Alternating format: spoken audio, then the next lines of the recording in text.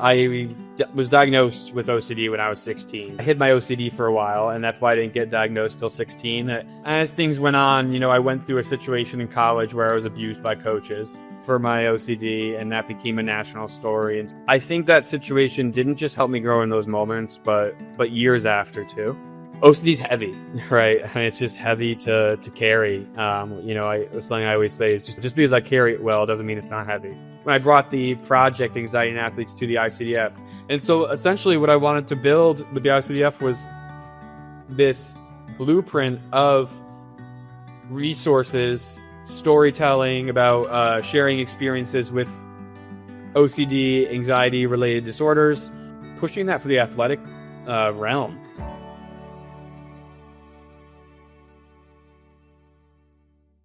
Whether you realize it or not, you probably know someone with obsessive compulsive disorder, or maybe you love someone with OCD. And if those two don't fit, you might be the person with obsessive compulsive disorder.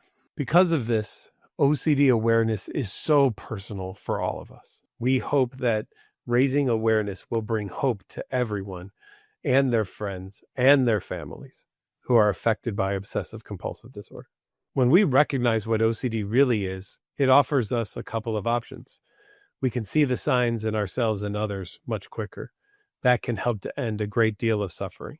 NOCD is the world's leading OCD treatment provider, and I'm honored to lead a team of licensed clinicians who are specially trained to accurately diagnose OCD and provide the treatment of choice, exposure and response prevention, so that we know that we can give people the lives that they want to live and help them not live the lives that OCD wants them to live.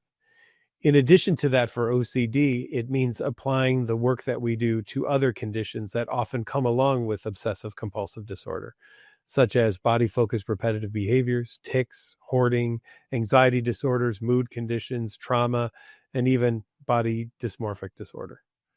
If any of these are things that are affecting you or your loved ones or family, know that help is available.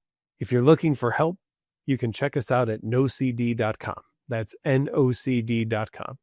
Our goal is simple: to make sure that nothing, not OCD, not stigma, not misconceptions, gets in the way of you living the life you want.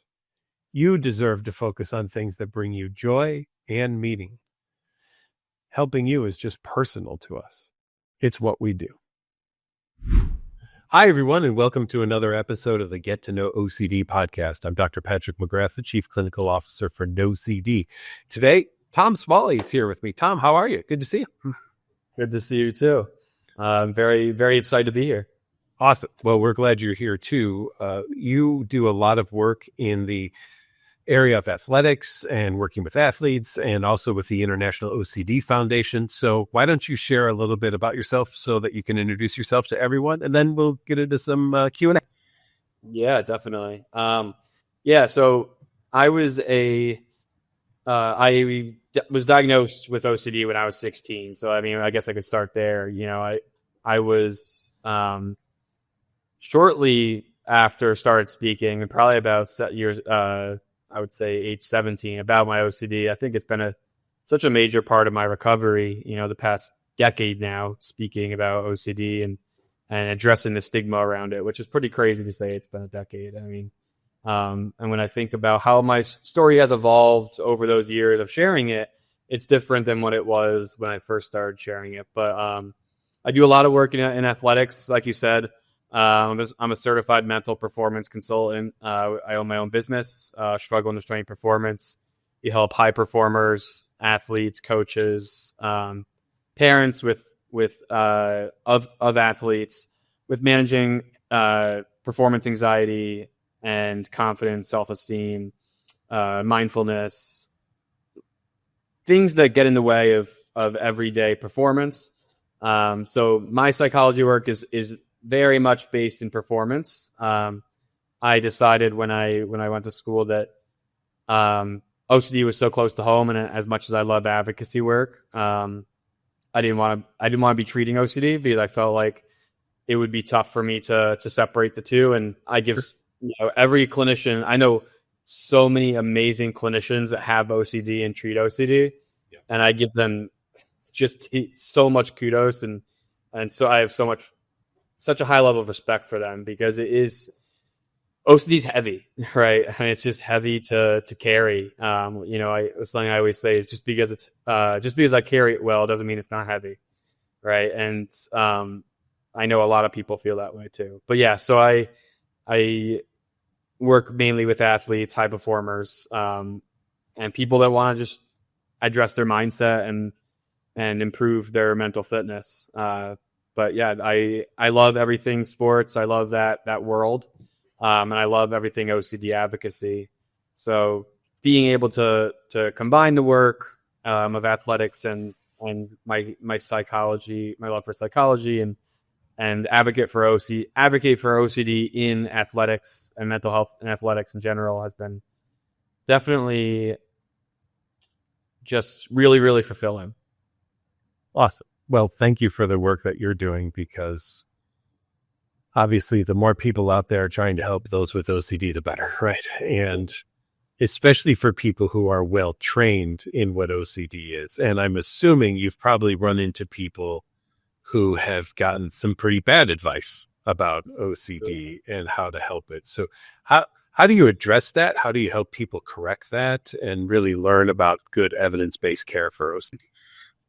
Yeah, I think it just starts with really relying on the gold standard of treatment, right? ERP and CBT. And then I think ACT has been a really, really helpful tool for myself in my adult life, right? Like, so when I first started, getting treatment, it was all ERP focused. But then as I've transitioned to being a young adult at 23 to 27 now, like, we really started focusing on a lot of ACT and acceptance therapy. I think that's been a really, really amazing tool for me. But just telling people what real evidence-based treatment is. I always say we tend to get really emotional when we talk about OCD, because especially when you're an advocate that has OCD, right? Because you've probably seen some really dark times. You've probably have felt very isolated.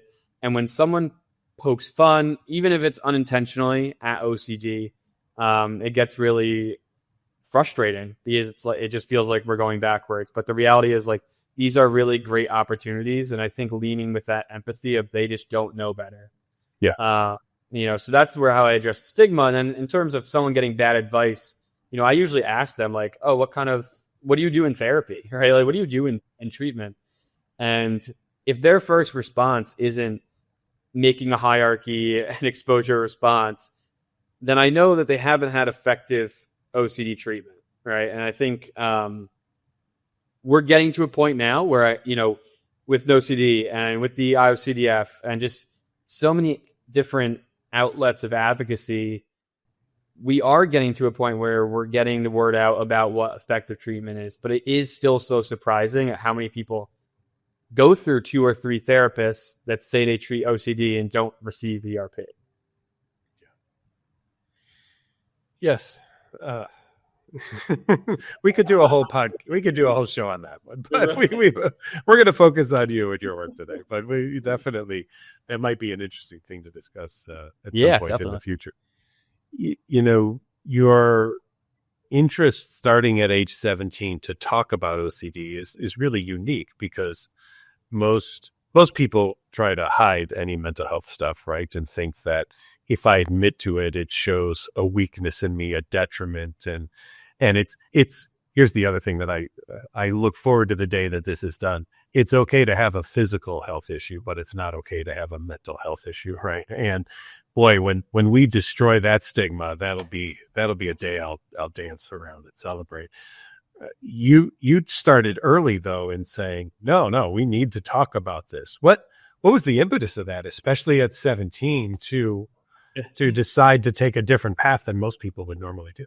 No, it's a really, really fair question and a good question. I think I hid for a while, right? And I think it goes without saying, I hid my OCD for a while, and that's why I didn't get diagnosed till 16. I was struggling for years before, and I hid because I had these thoughts of, what if I grab that knife and stab somebody? And when you say that out loud to somebody that doesn't know what OCD is, and for myself at the time, having that thought, didn't know what OCD was, I felt dangerous. I labeled myself as dangerous because I was like, oh, if I'm having that thought, I'm bad, right? Or if, so I think I hid that aspect, and I hid that what my thoughts were, because I didn't want to be, locked away forever, right? Because that's the ultimate fear of, like, you start saying these intrusive thoughts to people that don't have OCD or don't know what OCD is. And, if somebody came up to me and said that, I mean, yeah, you'd probably be a little bit alarmed, right? It's a little scary. So I think for me, I did hide it. And then when I got diagnosed, there was actually Chris Pittenger was running an OCD Awareness Week event at Yale. From Connecticut originally. I live in Austin, Texas now, but I'm from Connecticut. Lived in New York and Massachusetts for a while, so I'm from the Northeast through and through. And my therapist was connected to OCD Connecticut, the affiliate of the IOCDF, and so she presented the opportunity of, like, hey, they need a young adult. And for me, I really didn't know what that was going to entail, and I started speaking about it, and it was really just to like 35 people total, probably. And for me, speaking about it at that point was really just about connecting with other people for myself that have gone through it. And maybe along the way, it helps my recovery. And then I saw the impact my story could have on other people and other families when I spoke.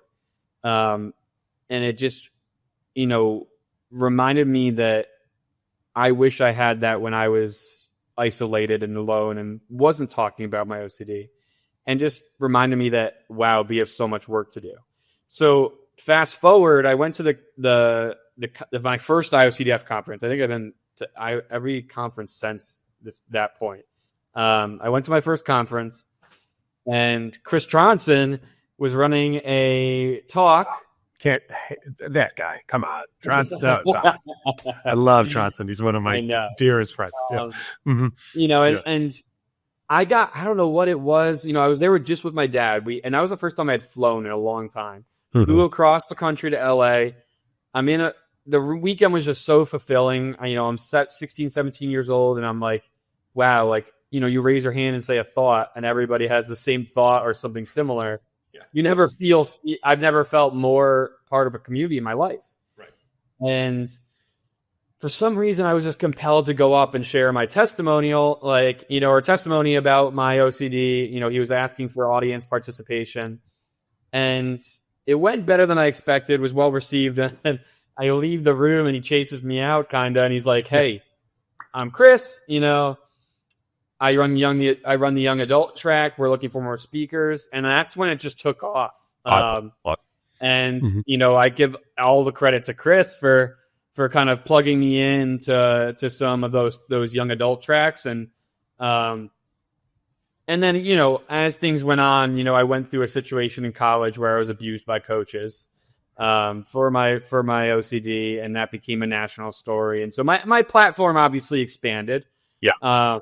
And so I started bringing in the athletics component and started, the IOCDF did a really amazing job of kind of giving me the keys to help build some of those things, that I know we're going to talk about at some point. But so I think, my advocacy evolved, but really the central point of it was like, man, I'm connecting with so many amazing individuals, whether they're healed in recovery or they're still going through their recovery or they're at rock bottom right now. Like, your story doesn't need to be perfect to be powerful.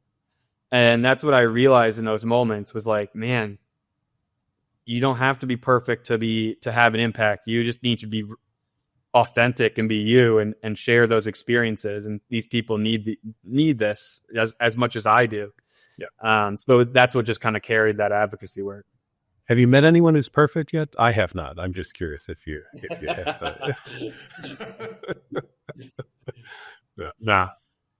You got the Hero Award from the IOCDF, and I think part of that is related to your college experience and stuff with your coaches and stuff, and obviously people can very much see in depth there. But you really just kind of more in a nutshell, you really highlighted the fact that here's a weekend where you go and you have all this fellowship And then here's another point in your life where somebody totally doesn't understand, and it's just the butt of jokes and ridicule and things like that. And it's got to be, I can't even imagine how deflating it must feel to go from such a high where I'm like, wow, people really get me and understand me, to someone's undercutting me and just trying to abuse this experience of my life, which is not a weakness or anything that you're lacking. It's just something that you have, right? And I wonder if those coaches would have made fun of someone if they had, some kind of physical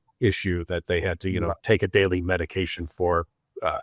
Oh no, that's fine, but not the mental health. And so, Right. you really take this experience and run with it and build upon it, and that's a lot of resilience for someone. And as much as you're comfortable, what is it you want people to know about that whole part of your life and how you bounce back from? Yeah, I mean, that whole situation. I mean, it's something that, now it's crazy that it was 7 years ago, and it feels like yesterday still. But I think that situation didn't just help me grow in those moments, but years after too. It gave me so much perspective on how I want to respond to situations like that. But I mean, getting the Hero Award, it was proud. I mean, definitely the greatest honor of my life. Sure. And the IOCDF really backed me through that whole situation, and that's why they're family to me, and I just can't say enough good things about the work they do and how they've supported my advocacy and my business and my work, right? And I think in that situation, if you would ask me 3-4 years ago, there's still a lot of anger and resentment, right? And for a while, one, I didn't feel like a hero, right? Because I was still struggling and still, Sure. How can I take this Hero Award? The people at this conference are my heroes, and how can I take this Hero Award and be this poster for recovery, right? When I'm still struggling behind the scenes. But the Hero Award isn't about that. And I learned that, it's about being vulnerable through being resilient through those times and being dedicated to a greater cause, right? And so I think as I grew up, I started to reflect more and more as I saw other people being given the Hero Award after me, the years after.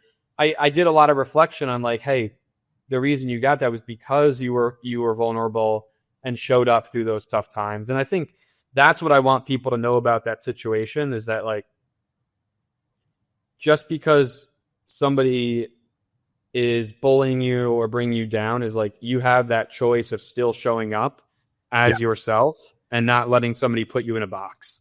And I think it's crazy because 2 years ago, even if you asked me, I was doing a keynote at my alma mater this past March, and I said, I forgive that coach, right?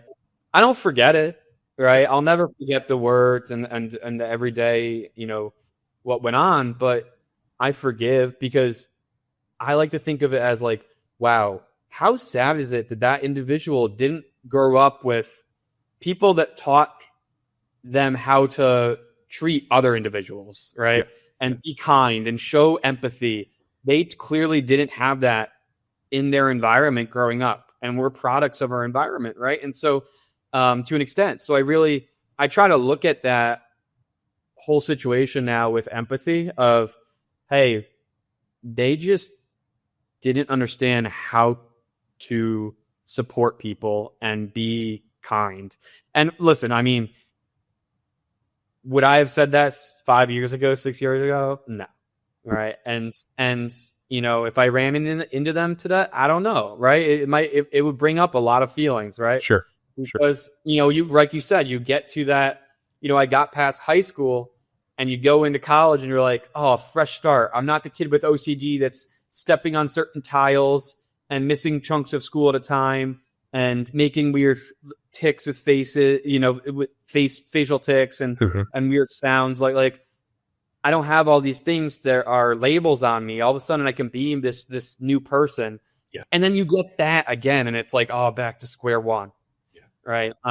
But what I realized is like those are the situations that shape us. And without that situation, I had someone at that keynote ask me, like, would you, if you could get rid of your OCD, would you? Or if you could have not gone through that situation, would you?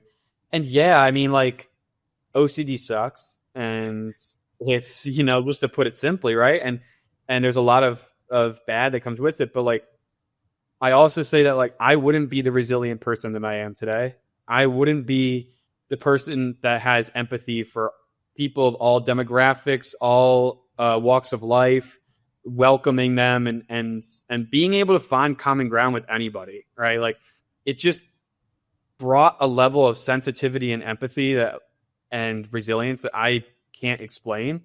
And you'll see that amongst the whole OCD community. I'm not the only one like that, right? Like, when I step into these conferences and into these virtual events and whatever it may be, or even just having a conversation with a family that reaches out, like, they are going through a similar thing, and they have that same personality and the same characteristics and traits that I feel like that I've gained because of my experiences.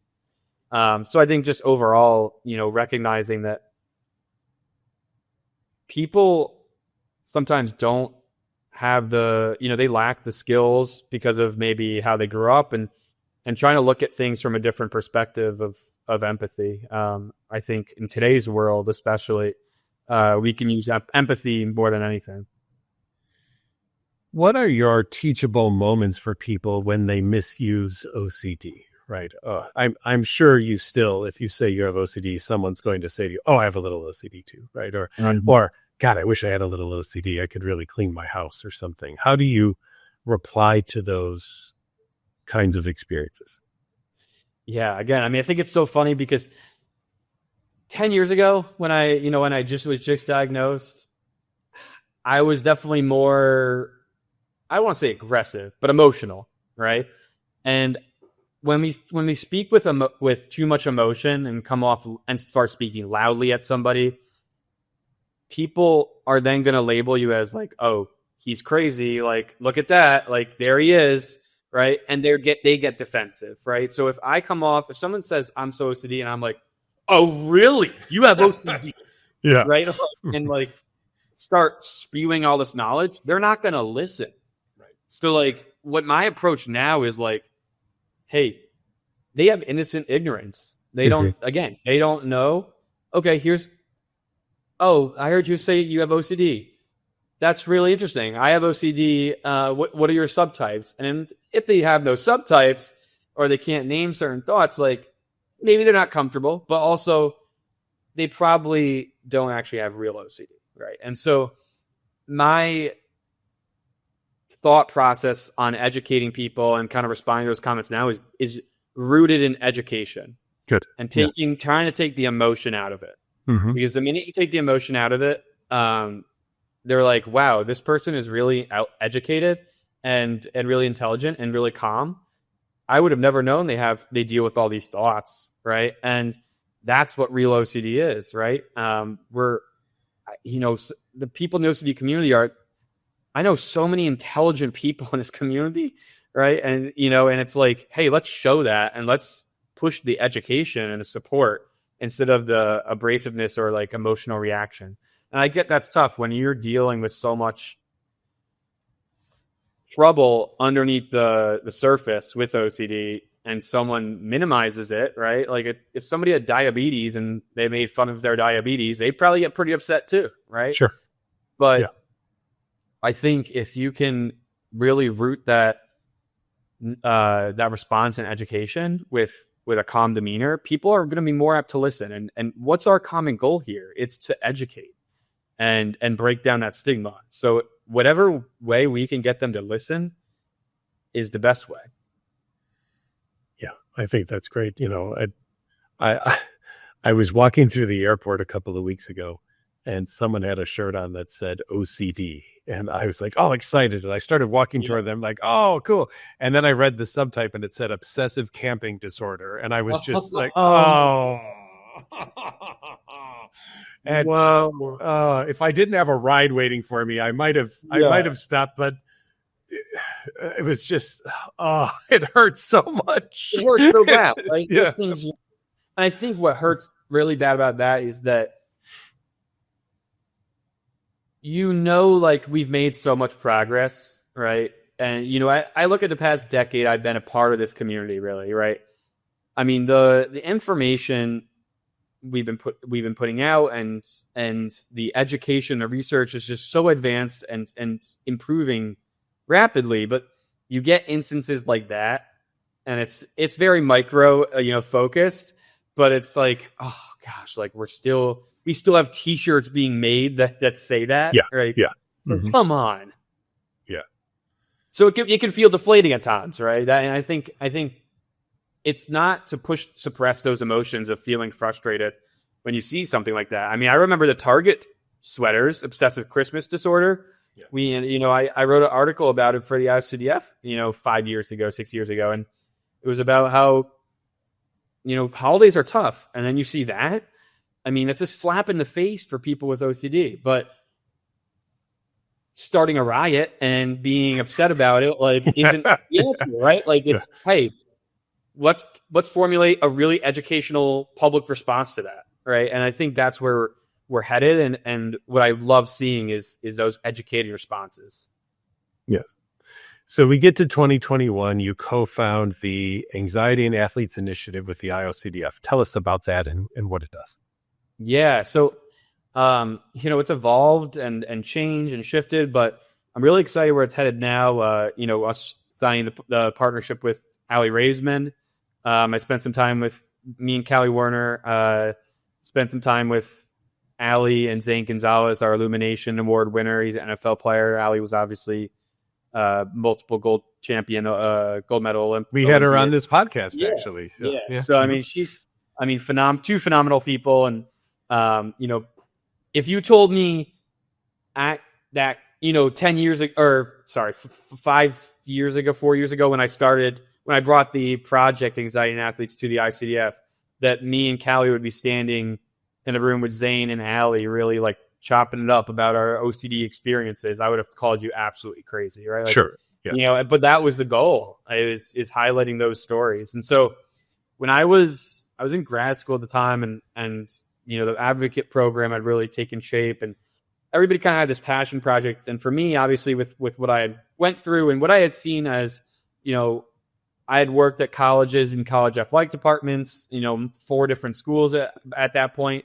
And what I saw was a common theme of hush hush about mental health, right? They'll post a graphic on Mental Health Awareness Month on their Instagram page for everybody to see. But what are the actual initiatives that are taking place behind closed doors to really support their student athletes?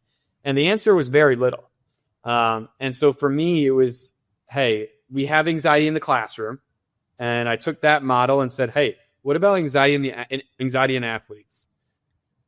And so essentially what I wanted to build with the IOCDF was this blueprint of resources, storytelling about sharing experiences with OCD, anxiety-related disorders, perfectionism, things of that nature that athletes were struggling with, and then provide educational resources for coaches, for administration, for parents. So really taking the model of anxiety in the classroom and that they had completed and rolled out so well, and just pushing that for the athletic realm.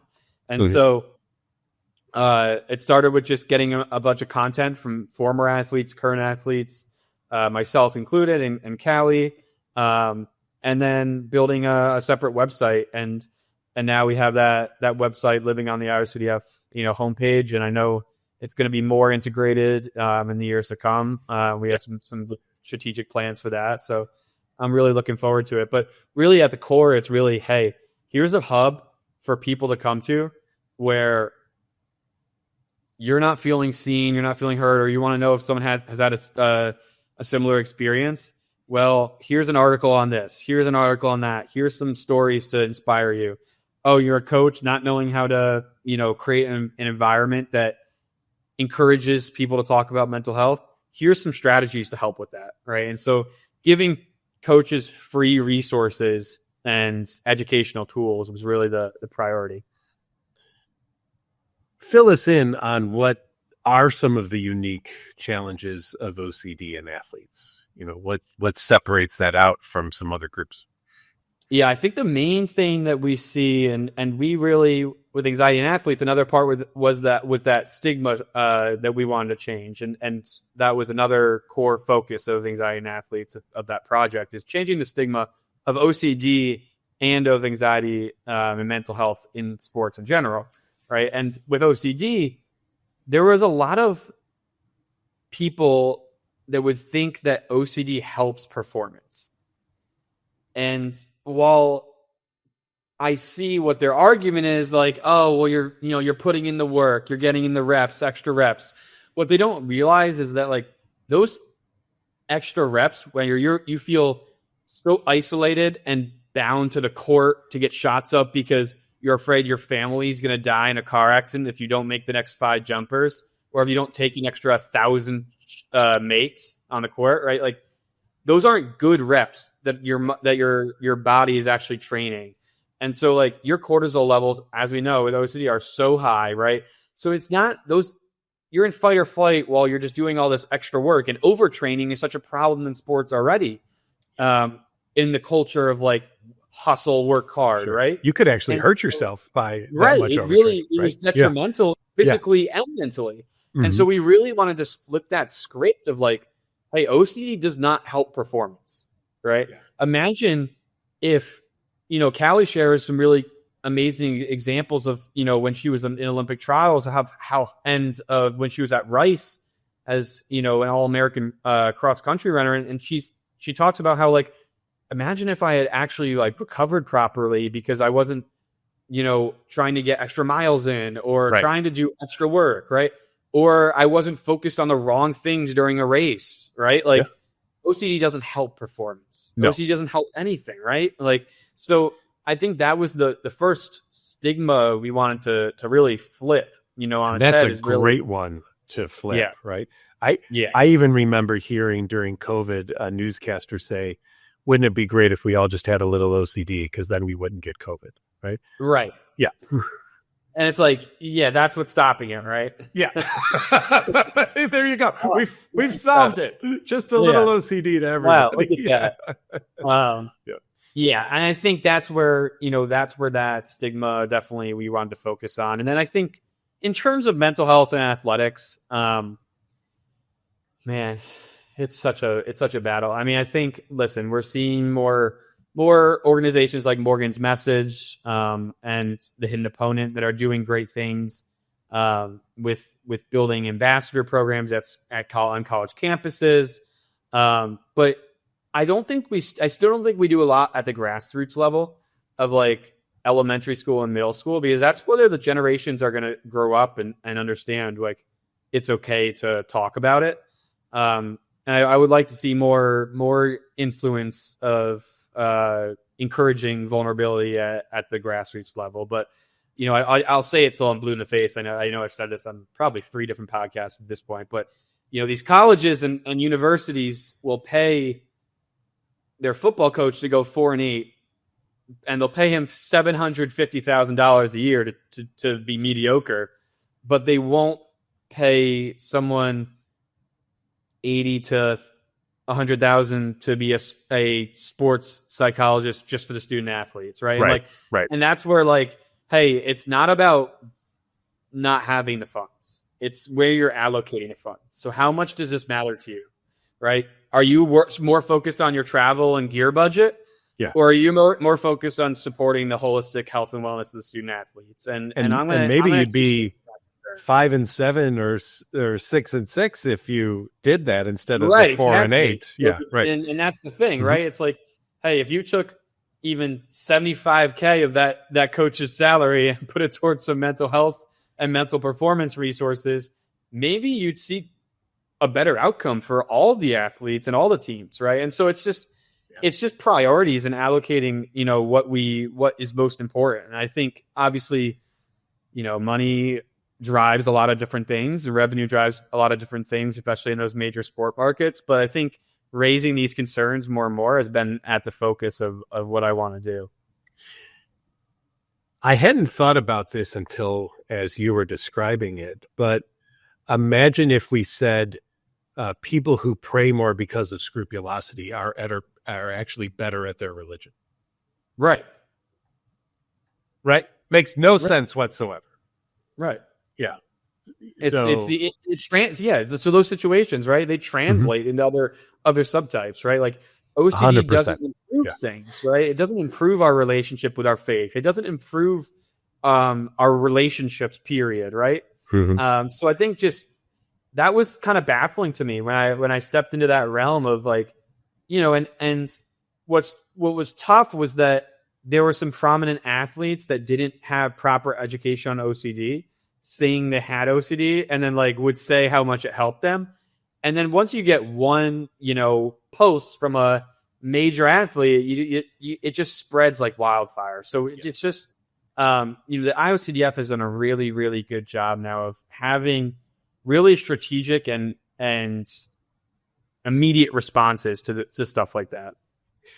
Yeah, it's so important, right? Because I think you and athletes and I and, working with even on the podcast, we've had a lot of people who are in TV and, rather famous, and always working to make sure that message is they're not famous because of OCD. They're famous despite OCD. And like you said, if you learn something from OCD, it's that there's a lot you need to do to make yourself not be driven by OCD. There's a lot you need to do to live the life that you want to live. And if you can take the tenacity that you use to overcome OCD and you can also apply that to other things in your life, that's awesome. But it's not because you have OCD that you're good at these other things in your life. Right. Mm-hmm. Right. Yeah, absolutely. No, I mean, you hit the nail on the head. I think it's so important to make that distinction, especially early on when people are getting diagnosed. It's a great message for sure. And I appreciate really all the effort that you've put into that. And there's also struggle into strength. Tell us a little bit about that and what that does. Yeah. So struggle into strength was the name actually comes from when I was, in treatment, and things were really, really tough. My family and I created this mantra, struggle into strength. Like, we're going to turn this struggle and we're going to make it strength, right? Like, it's going to be our strength eventually. Like, this vulnerability and this hard time is going to be something that we turn into purpose, right? And so when I realized kind of what I wanted to do with my career, I knew the name was going to be struggle into strength performance. And so my business is a mental performance consulting business. And so essentially it's helping high performers really address their mindset, and and a lot of times that's the limiting factor to them being at their best when their best is required. But the whole message behind it, behind struggle and strength, is that like, hey, struggle doesn't make you weak. It makes you human. And that, every part of struggle and strength is rooted in lived experience, right? Like, I know what it's like to feel broken, misunderstood, stuck. And I know what it's like to find healing and use that story to uplift others, right? And so that's the core of the mission. And so I think we want people to know that their pain doesn't disqualify them from living a full, purpose-driven life, and things can get so much better, right? And then it carries over into the aspect of athletics and as a performer, right? Hey, the pain you're feeling now, like, we're gonna take that and we're gonna make it your greatest strength, right? We're gonna take that struggle and make it your greatest strength, and eliminate that weakness, right? Like, I hate that word because it's not weakness, right? It's something that you might be dealing with, a challenge that you're going to overcome, right? So it's really just about looking at these challenges as opportunities for growth. I have a phrase that I heard once that I love, and I use it a lot in therapy, and that is, you can only be brave if first you're afraid. Right? I love that. If you're not afraid and you go do something, that wasn't bravery, right? Right. You were just a gallant knight on the horse that I had no fear. How brave? No. But if you're afraid to do something and you put in the effort and you go do the challenge, even if it didn't succeed, that's bravery, right? That's putting yourself out there. Absolutely. Yeah. And so the business is, it's expanded, and it's, when I first started it, I thought maybe, it'd provide some value. And then it just kind of like, I dove more and more into it and realized the impact it could have. And I think, I have some exciting things in the works. We're rolling out this online community soon for athletes and high performers, coaches, with 3 different membership tiers, and just it's about getting resources, having community forums, just like bringing people together and getting more access to support, even if they're not working with me individually. And that's always been my goal, is like, how can I reach people even if they're not able to afford a one-on-one session, right? Or don't, maybe are too nervous to start working one-on-one yet, right? Like maybe they want to take a smaller step, and that's really what I want, to provide value. I mean, like my core mission to on this earth is to positively impact as many lives as possible before my time is up. And I think with this, that's what I'm going to be able to do, and I'm really excited for that. And it's been nice moving to Austin. I've been working with some teams and at some colleges, so it's exciting to see people starting to jump on board and realizing how important it is. When you're doing that, there's 2 potential light bulb moments, right? There's the one of the students who are there who are like, oh, geez, I didn't even realize what this guy's talking about is something that might be going on in my life.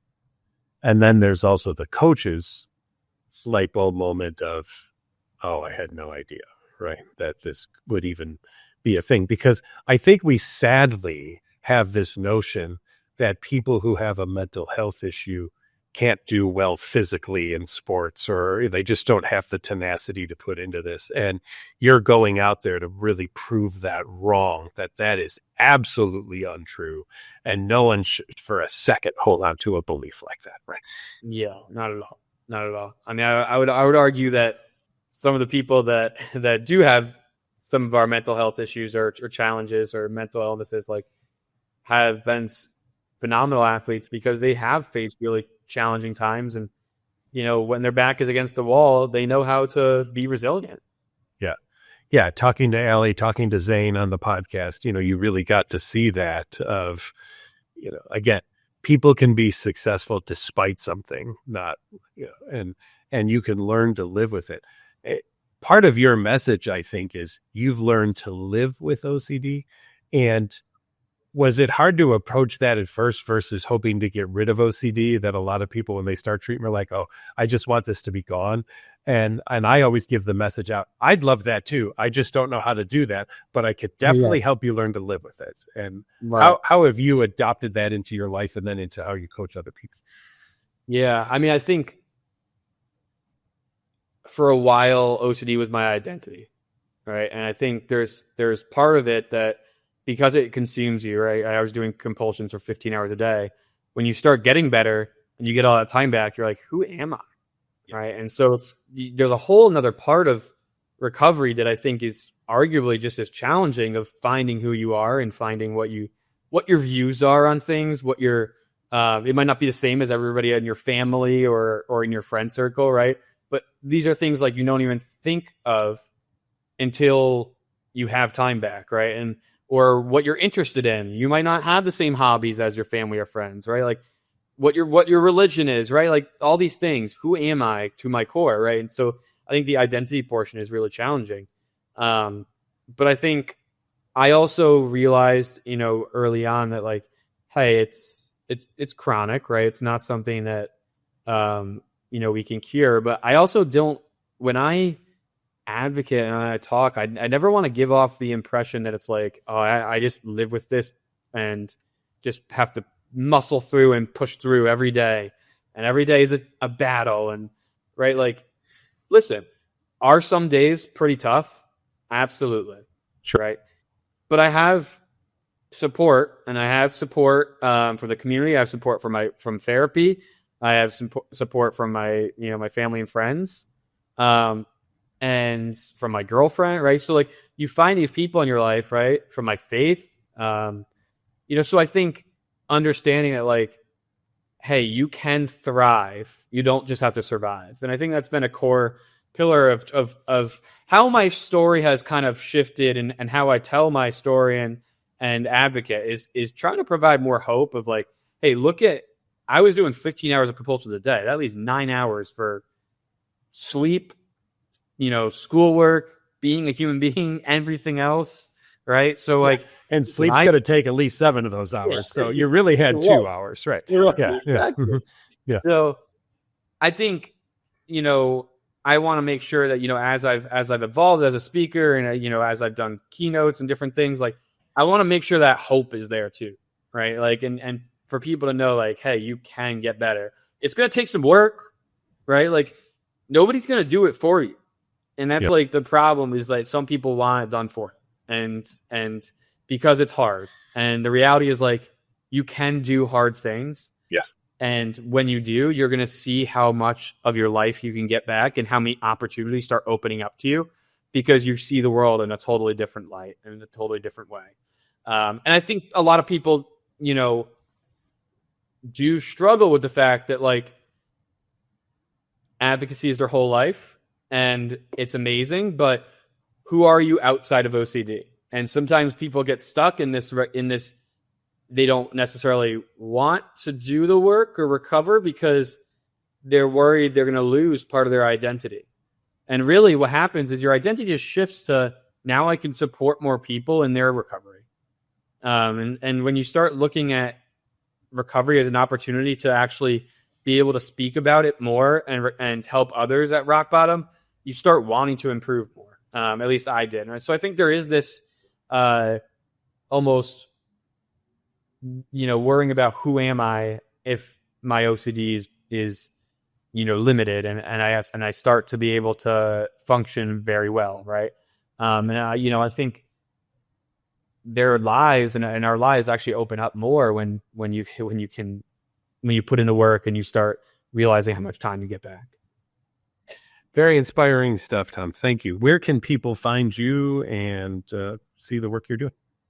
I'm on Instagram, S2_S_Smalls.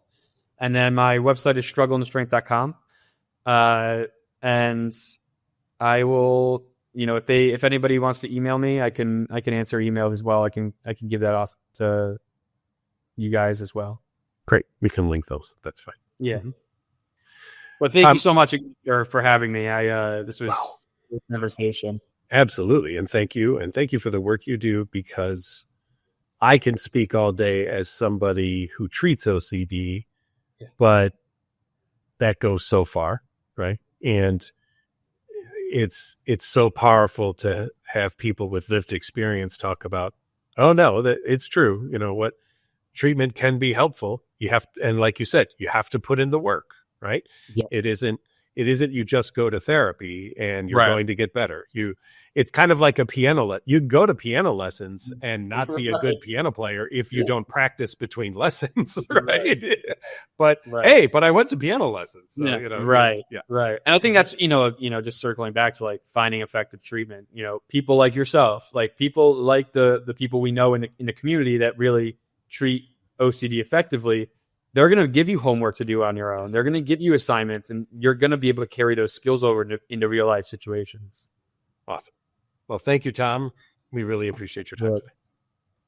And thank all of you for watching the Get to Know OCD podcast. If you're looking for help for OCD, that evidence-based treatment that we were talking about today, join us at NOCD.com. That's NOCD.com, where we work with things like OCD, body-focused repetitive behaviors, tics, hoarding, trauma, anxiety disorders, mood concerns. And we do work in Canada, the US, and we also work in the UK and Australia. So again, reach out. We're there to help. NoCD.com. Thanks for watching today. If you liked what you saw, Subscribe to our NOCD YouTube channel where you can get other episodes of the Get to Know OCD podcast, and you can watch my Wednesday night webinars that I do live with people all over the world. And remember this, be better to yourself than your OCD is. Thanks, everyone.